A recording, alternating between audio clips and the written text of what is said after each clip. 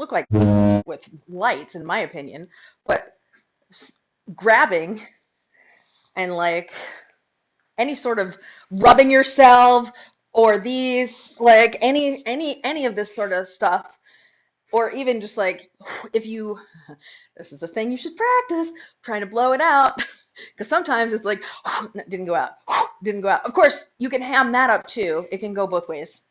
But like even that sort of thing at the end of the sets can be a really nice way to end it. Like you could even just be holding them here like this and, you know, walk in front of your friends' faces so they can feel the heat, that kind of thing. I'm just saying, you'll be in the desert. I presume you're not going to have a fire marshal there. No, I'm saying it's unpermitted, so you don't have the like limitations of something like Union Square where we had 15 feet minimum between us and the audience.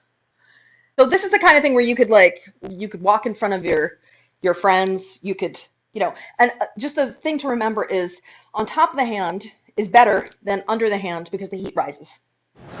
In my experience, depending on the gloves that you wear, so the first time I tried this, because I wanted the least amount of impact, because I was used to spinning naked, was like golf gloves, which are super, super thin. And I got like half a second maybe it's, but half a second is enough time to like make an impact, but not a lot. Then I moved on to like WilsonLeather.com has some great, uh, shockingly, I actually moved on, well, I got fur-lined ones, and I've used thin slate lined ones as well. Thin slate ones are not fire safe, so I put my gauntlet over the glove, right? So if you're holding it on the palm of your hand, you've got the gauntlet and you've got the glove, but you have the heat is still there, right? Probably getting like 2 seconds solidly. 2 seconds is a long time in the fire world. You know, like I can do this and then I can release and re-wrap, which can be enough. I have mine sized perfectly to wrap. So if you're going to do this, I recommend you practice it with the gloves that you're going to wear, because the wrap is different with the gloves than without, even with thin gloves, and especially with the thick ones that you're using.